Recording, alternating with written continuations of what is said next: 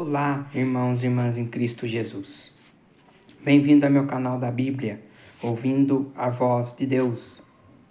Eu venho aqui para gravar para vocês mais um vídeo dos temas de João, que é essa lição aqui que nós estamos estudando.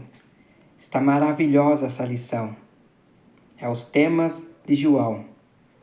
E hoje nós vamos estudar o tema 2, que tem como título Sinais da Divindade. É a lição 2 que nós vamos aprender hoje. Antes de iniciar esse tema, vamos orar pedindo a sabedoria de Deus para a gente entender a lição da escola sabatina. Querido Deus e Pai, te agradecemos, Senhor, por mais esse sábado. Te agradecemos, Senhor, pela vida e pela saúde. Pai querido, nos dê sabedoria agora para a gente entender a lição, que tem como tema sinais da divindade. Que o Senhor nos ilumine, Pai, com o Teu Espírito Santo. Pai querido, abençoe a todos os irmãos e irmãs em Cristo. O Senhor esteja com eles, Pai. Eu não sei o que eles estão passando, mas o Senhor sabe. Que o Senhor cuide deles, Pai. Perdoe os nossos pecados, porque nós somos falhos. O Senhor conhece o nosso coração. É isso que eu lhe peço e lhe agradeço. Em nome de Jesus. Amém. Então, meus queridos irmãos e irmãs em Cristo, se inscreva no meu canal, deixe seu like, ative o sininho das notificações para receber meu vídeo e compartilhe meu vídeo para maior número de pessoas. Me ajude aqui no YouTube. Eu preciso da ajuda de vocês. Então agora vamos para a lição 2 dos temas de João, que são os sinais da divindade. E o verso para memorizar diz assim: Então Jesus declarou: Eu sou a ressurreição e a vida. Quem crê em mim, ainda que morra, viverá. E tudo que vive e crê em mim não morrerá eternamente. Você crê nisto? Então aqui Jesus disse: Eu sou a ressurreição e a vida. Jesus diz: quem crê em mim, ainda que morra, viverá. Aqui fala da ressurreição. Jesus tem o poder de ressuscitar os mortos. Jesus, quando voltar nessa terra, ele vai falar e os mortos ressurgirão, ressuscitarão com o poder da palavra de Jesus. Como Jesus, ele criou o mundo com a tua palavra, ele falou tudo se fez, ele também vai ressuscitar os mortos com o teu poder, com a sua fala. E os mortos sairão dos túmulos. A ressurreição é real, ela vai acontecer. Jesus disse em Apocalipse, capítulo 1, verso 18. Vou ler essa passagem para vocês. Vamos lá no livro de Apocalipse, capítulo 1, verso 18. Olha o que diz na palavra de Deus. E aquele que vive, estive morto, mas eis que estou vivo para todo e sempre, e tenho as chaves da morte e do inferno. Então Jesus, ele está vivo. Jesus, ele ressuscitou. Jesus tem o poder. Ele tem o poder de ressuscitar os mortos. Ele tem o poder das chaves da morte e do inferno. Só Jesus pode tirar a pessoa que morreu da sepultura. Jesus é a ressurreição e a vida. Quem crê em Jesus, ainda que morra, viverá. Você crê nisto? Eu creio. E você? Então a lição de sábado diz assim: a lição dessa semana analisa 3 dos maiores sinais realizados por Jesus que mostram a sua divindade. O mais surpreendente é que em todos esses casos, algumas pessoas não creram no milagre nem perceberam seu significado. Após o milagre, alguns se afastaram de Jesus, outros aumentaram a cegueira espiritual e outros começaram a planejar a morte de Jesus. Contudo, muitos passaram a crer que ele é o Messias. E você? Você crê em Jesus ou não? É uma escolha que você faz. Somente em Jesus nós encontramos a vida eterna. Jesus disse assim: eu sou o caminho, a verdade e a vida.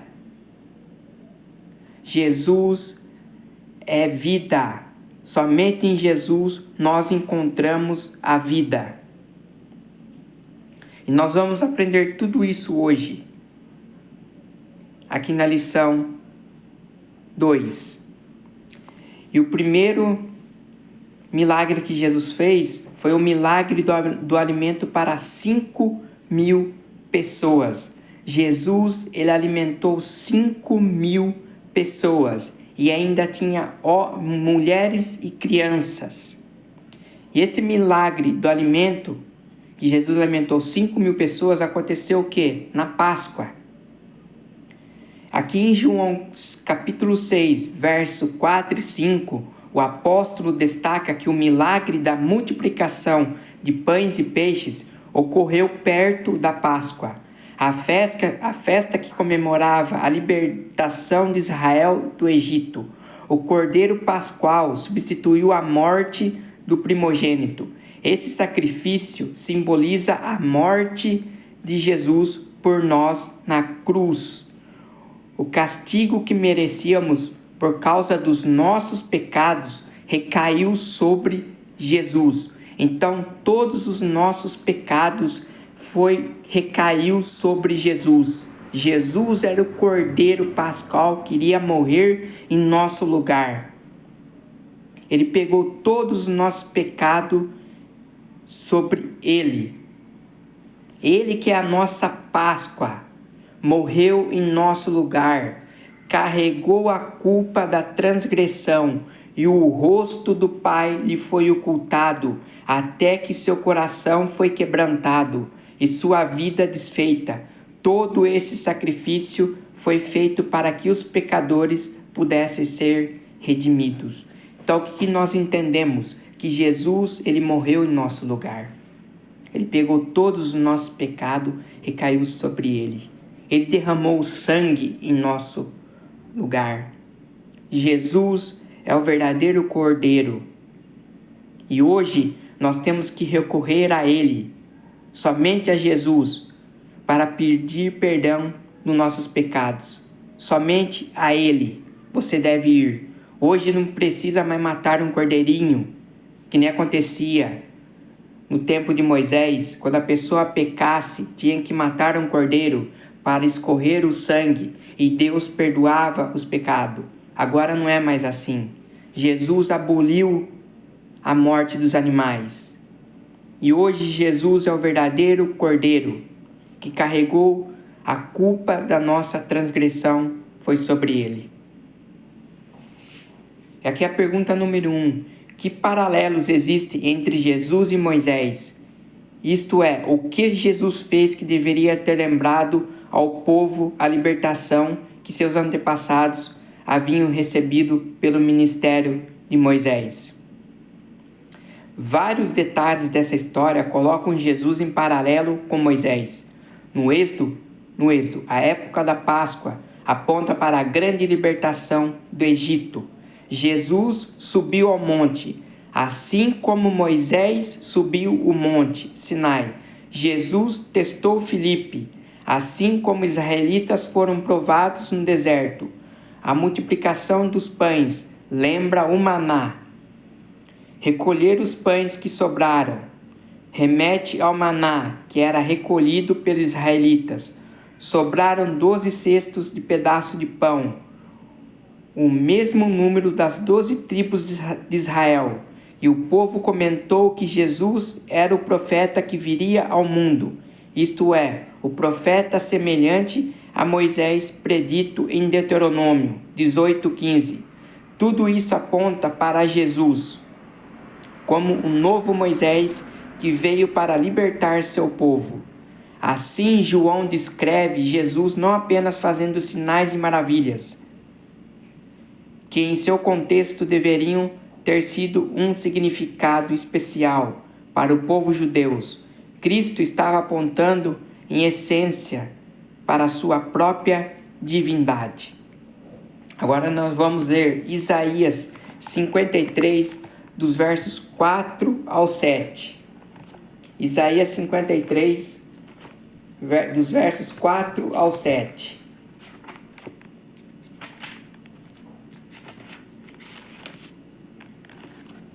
Vamos ler aqui, verso 4. Certamente ele tomou sobre si as nossas enfermidades. Quem tomou sobre si as nossas enfermidades? Jesus Cristo. E as nossas dores levou sobre si. E nós considerávamos como aflito, ferido de Deus e oprimido. Mas ele foi traspassado por causa das nossas transgressões, e esmagado por causa das nossas iniquidades. O castigo que nos traz a paz estava sobre ele, e pelas suas feridas fomos sarados. Todos nós andávamos desgarrados como ovelhas, cada um se desviava pelo seu próprio caminho, mas o Senhor fez cair sobre ele a iniquidade de todos nós. Ele foi oprimido e humilhado, mas não abriu a boca. Como o cordeiro foi levado ao matadouro, e como ovelha muda diante dos seus tosqueadores, ele não abriu a boca. O que nós entendemos desses versos aqui? Que Jesus, ele fez tudo isso por nós. Ele carregou todas as nossas transgressões, estava sobre ele. Todos os nossos pecados, as nossas humilhações, estava sobre Jesus. Ele foi levado ao matadouro como um cordeiro, em silêncio. Ele não abriu a boca. Jesus fez tudo isso por nós. Olha o amor de Jesus. O que a gente podemos fazer? Apenas crer em Jesus e aceitar como Salvador. A salvação somente está em Jesus. Esse milagre de alimentar 5.000 pessoas, Jesus alimentou 5.000 pessoas. Jesus estava pregando o evangelho para essas pessoas. E os discípulos falaram: mestre, vamos dispensar eles para eles poderem comer. Jesus: não. O que tem aí? 5 pães e 2 peixinhos. Jesus orou a Deus. E houve ali uma multiplicação de pães e peixes que alimentou 5.000 pessoas. Esse foi o milagre que Jesus fez. Agora vamos para a lição de segunda-feira. Este é verdadeiramente o profeta. Pergunta número 2. Como o povo respondeu ao milagre e como Jesus usou isso para buscar ensinar quem ele é? Os judeus esperavam o Messias terrestre, que os libertaria da opressão do Império Romano. 2 dificuldades de uma guerra são alimentar as tropas e cuidar dos feridos e mortos. Com seus milagres, Jesus mostrou que era capaz de fazer ambas as coisas. Mas não foi para isso que Jesus veio ao mundo. E não foi esse o propósito do seu milagre. O relato da multiplicação dos pães e peixes deu a oportunidade de ilustrar que Jesus é o pão da vida, que é o próprio Deus havia descido do céu. Eu sou o pão da vida, disse ele. Quem vem a mim jamais terá fome. Essa é a primeira das 7 declarações de João, que começam com as palavras o eu sou. Em tais coisas, em tais casos, essa expressão está ligada a algum predicado: o pão da vida, a luz do mundo, a porta, o bom pastor, a ressurreição e a vida, o caminho, a verdade e a vida, e a videira verdadeira. Cada uma dessas declarações aponta para uma verdade sobre Jesus. Essas declarações remetem ao Êxodo, capítulo 3, versos do 13 e 14, em que Deus se apresentou a Moisés como o grande o Eu Sou. Jesus é esse grande o Eu Sou. Mas o povo ignorava tudo isso. Seus corações descontentes perguntavam por que Jesus podia realizar tão grandiosas obras como as que tinham presenciado e não podiam também dar saúde, força e riqueza a todo o seu povo, libertá-lo dos seus opressores e exaltá-lo ao poder e à honra. O fato dele alegar ser o enviado de Deus, mas recusar ser rei de Israel, era um mistério que não conseguiu entender. Sua recusa foi mal interpretada. Muitos concluíram que não ousava afirmar seus direitos, porque ele próprio duvidava do divino caráter de sua missão. Abriram a mente à incredulidade, e a semente que Satanás lançara deu fruto, segundo a sua espécie, na forma de incompreensão e disserção. Eles procuravam benefícios materiais em vez da verdade, que permanece para a vida eterna. Essa é uma armadilha no qual podemos cair se não tomarmos cuidado. Jesus, ele é o pão da vida. Ele é o pão que desceu dos céus. Esse pão da vida que Jesus disse, quem se crer em Jesus, ler a sua palavra, vai estar se alimentando do alimento espiritual, que é a Bíblia Sagrada. Você se alimenta, você come o alimento físico, você se alimenta, mas nós também temos que nos alimentar do alimento espiritual, que é a Bíblia Sagrada, que é a palavra de Deus. Jesus falou, eu sou o pão da vida, quem vem a mim jamais terá fome. Se você vai a Jesus, você nunca mais terá fome. Fome do quê? Da palavra de Deus. É o alimento espiritual. O povo de Israel comeu maná no deserto e morreram. Agora, se a gente se alimentar do pão da vida que é Jesus, a gente não terá mais fome da palavra de Deus. Jesus, se a gente ficar em Jesus, a gente vai ficar na luz, porque Jesus é a luz do mundo. Jesus é a porta estreita. Jesus é o nosso bom pastor. Você está passando por aflições, vá até Jesus, converse com Ele, que Ele vai te confortar você. Ele vai te ajudar. Jesus é a ressurreição e a vida. Jesus, quando Ele voltar, Ele vai ressuscitar os mortos.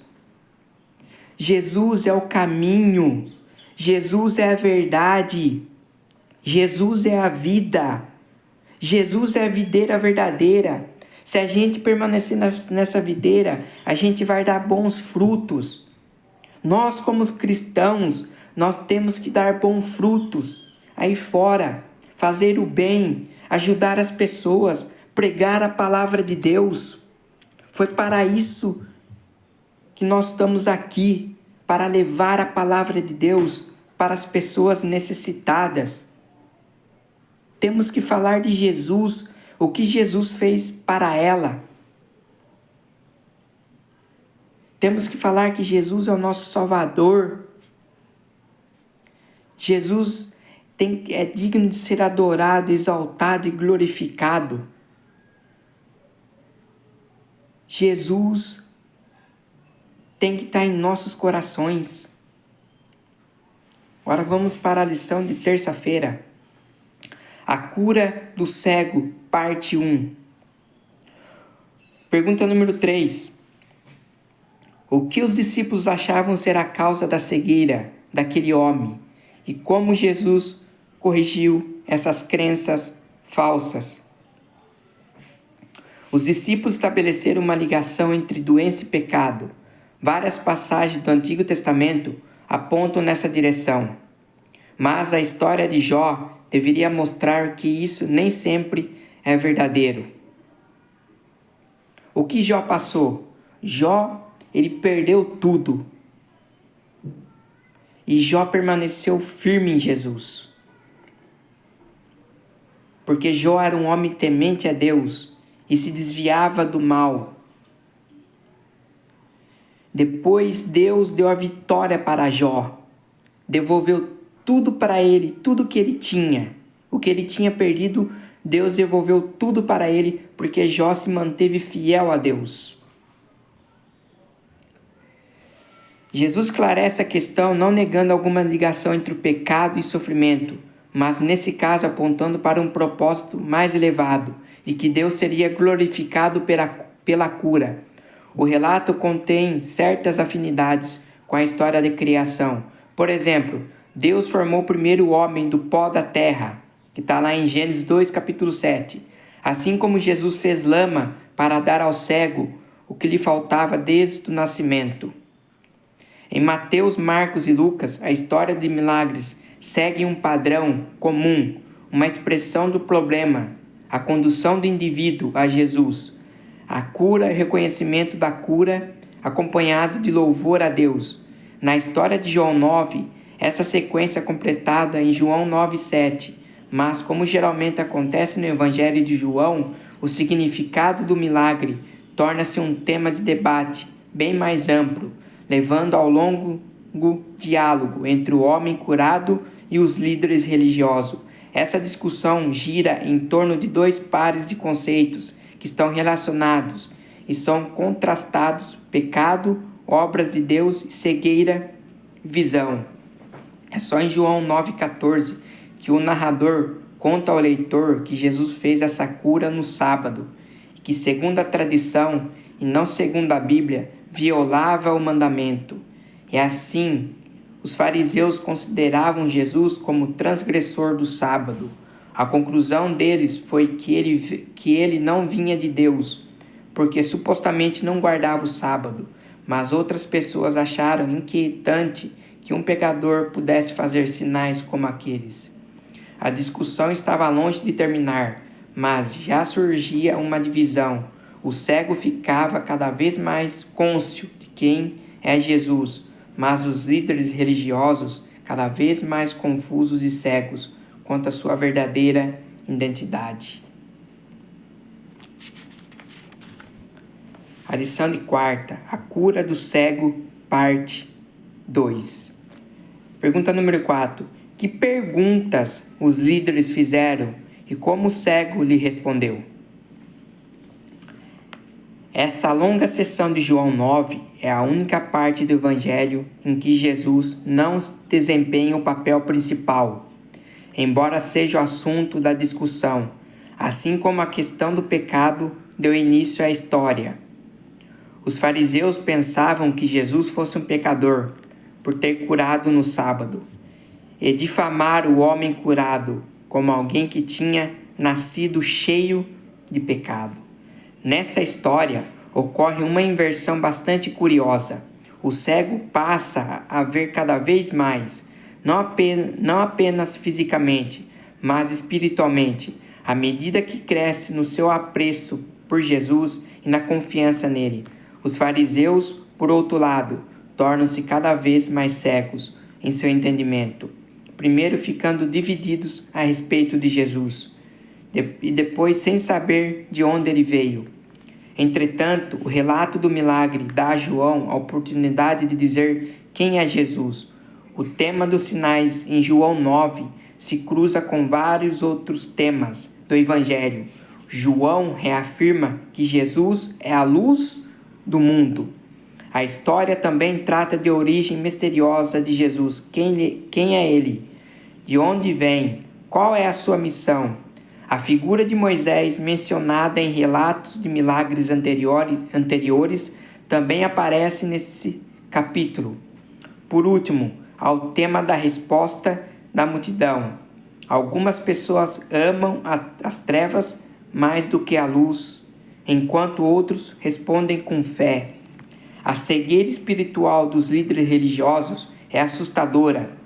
Um mendigo, antes cego, declarou: desde que o mundo existe, jamais se ouviu que alguém tenha aberto os olhos a um cego de nascença. Se este homem não fosse de Deus, não poderia ter feito nada. No entanto, os guias espirituais da nação, que deveriam ter sido os primeiros a reconhecer Jesus e aceitá-lo como Messias, diante de todas as evidências, não conseguiam enxergar essa realidade. Ou, em vez disso, realmente não queriam ver que advertência sobre como nosso coração pode nos enganar. Os líderes que era para aceitar Jesus não aceitaram. Eram cegos. Eles viam os milagres de Jesus, mas não criam em Jesus. Aquele cego de nascença, que Jesus, ele passou lama em seus olhos, Jesus cuspiu no chão, fez o lodo, passou em seus olhos e falou: vá se lavar ao tanque de Siloé. E o cego não falou nada, o cego apenas foi e obedeceu a Jesus. E o cego chega ao tanque de Siloé, lava os seus olhos e passa a enxergar. E os líderes começaram a criticar esse cego. Olha, quem curou você? É Jesus. Mas Jesus fez essa cura no sábado, ele não pode. Jesus viola o sábado. E os líderes falando, Jesus não é de Deus. Se Jesus não fosse de Deus, como que ele ia fazer esse milagre? Ora, a cegueira espiritual desses líderes religiosos. Eles estavam cegos. E nós temos que tomar cuidado com a cegueira espiritual. Você vê a verdade da palavra de Deus na Bíblia. Tem pessoas que enxergam a verdade na Bíblia, leem a verdade e falam que é mentira, que não existe. Isso é cegueira espiritual. Você vê a verdade, mas você é cega. Você fica cegado por isso. Você não enxerga a verdade. Você sabe da verdade, mas você não enxerga. Temos que tomar cuidado, porque a Bíblia é a verdade. Aqui está a boca de Deus. Quando você abre a Bíblia, você vê a boca de Deus falando com você. Agora vamos para a lição de quinta-feira. A ressurreição de Lázaro. Esse milagre foi extraordinário. Jesus ressuscitou Lázaro. Lázaro estava 4 dias morto. O seu corpo já estava se decompondo. E Jesus chega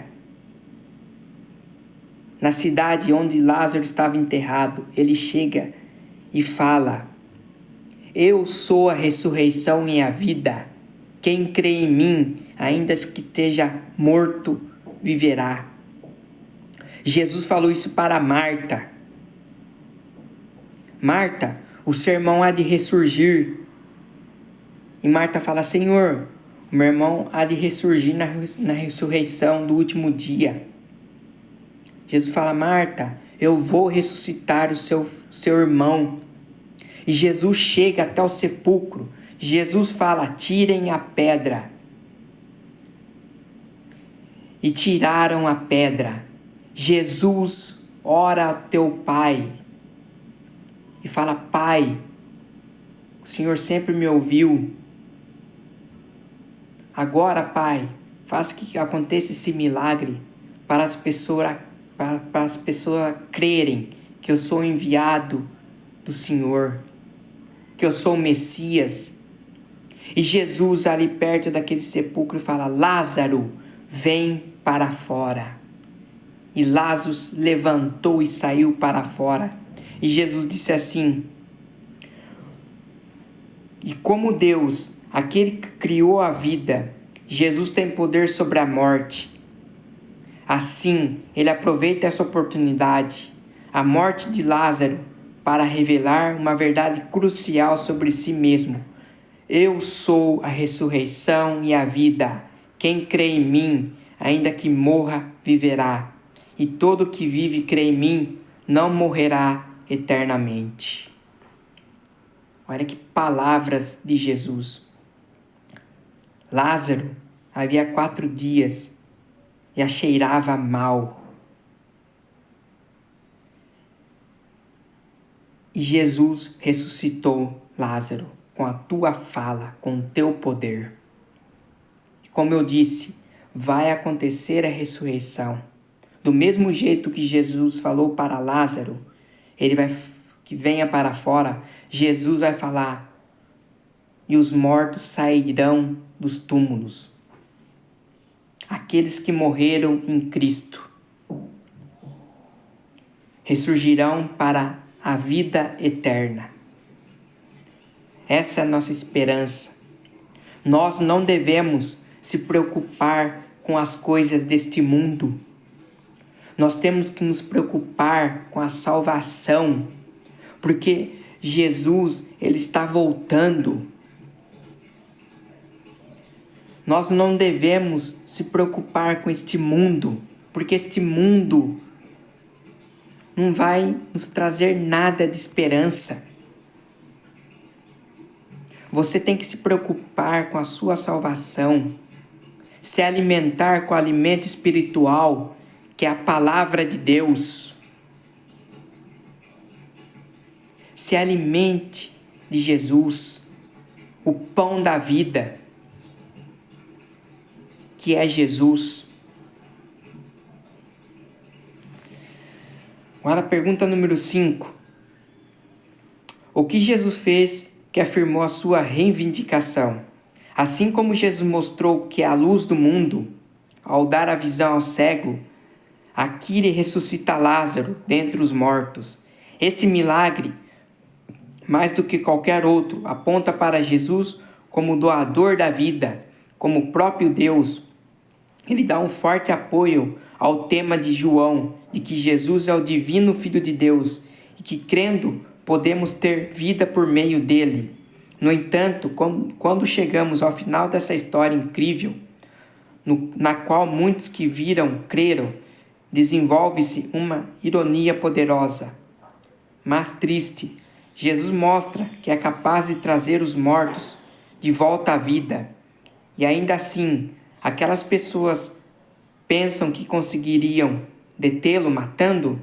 Que exemplo das fragilidades humanas em contraste com a sabedoria e o poder de Deus.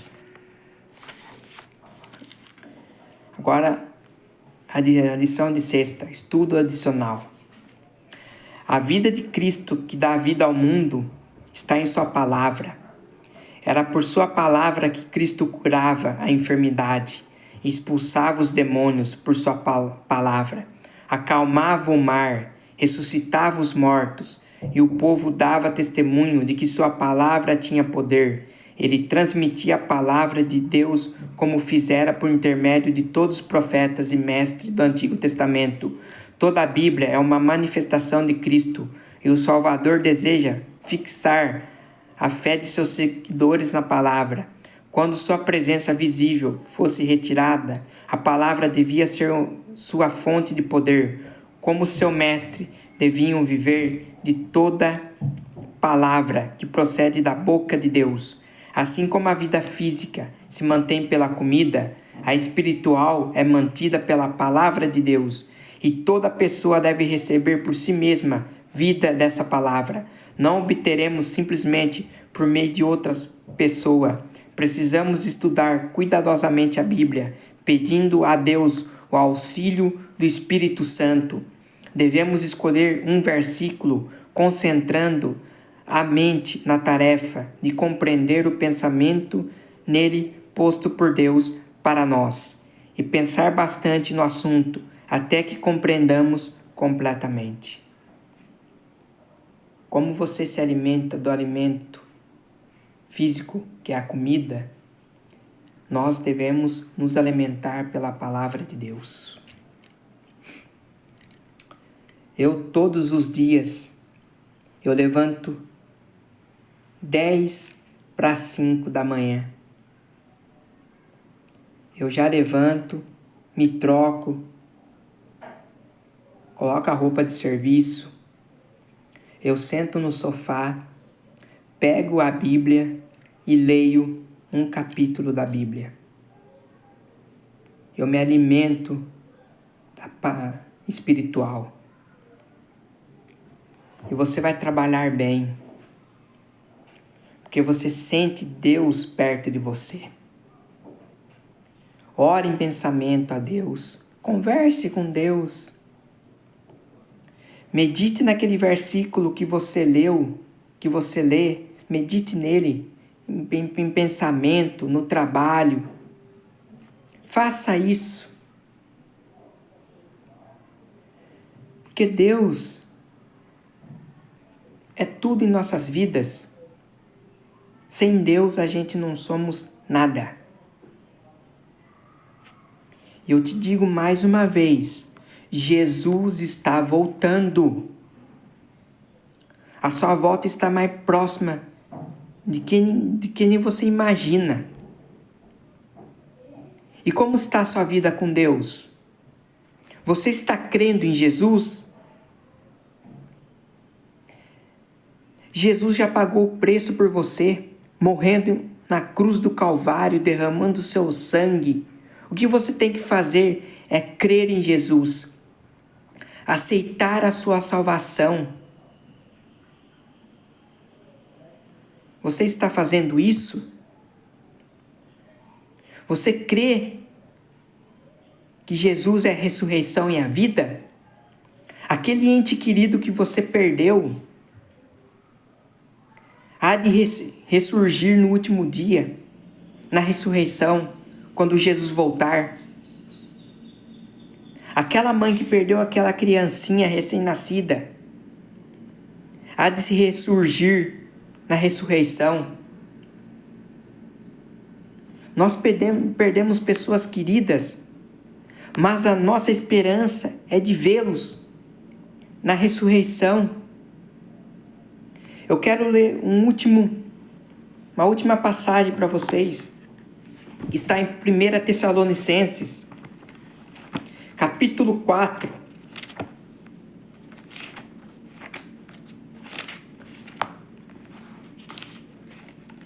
Capítulo 4, dos versos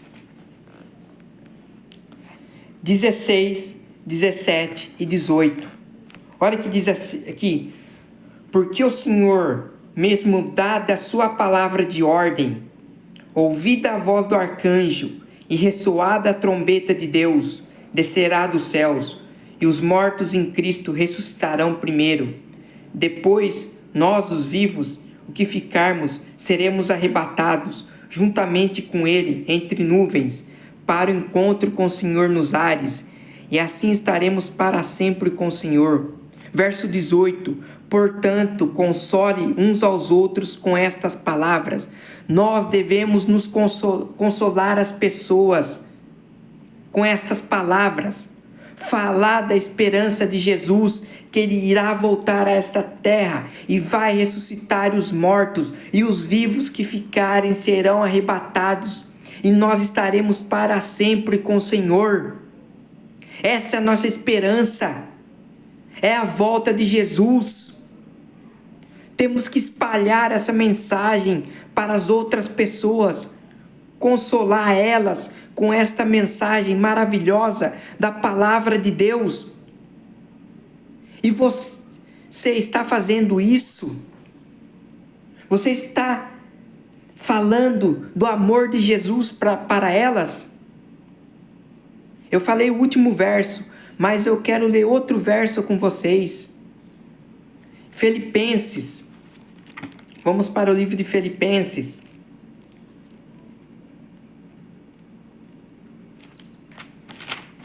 Capítulo 3, dos versos 1.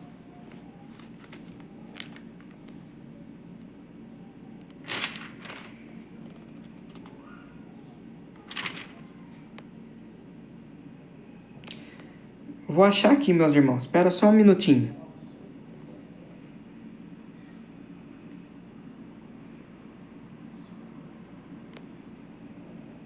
Aqui o capítulo 3, verso 20.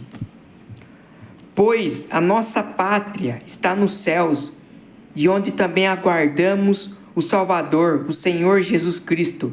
O verso 21, o qual transformará o nosso corpo de humilhação para ser igual ao corpo da sua glória, segundo a eficácia do poder que ele tem de até subordinar a si todas as coisas. Nós vamos ser transformados por Jesus. Nós vamos ter o seu corpo, o corpo da sua glória. Jesus vai transformar o nosso corpo da humilhação no corpo da sua glória.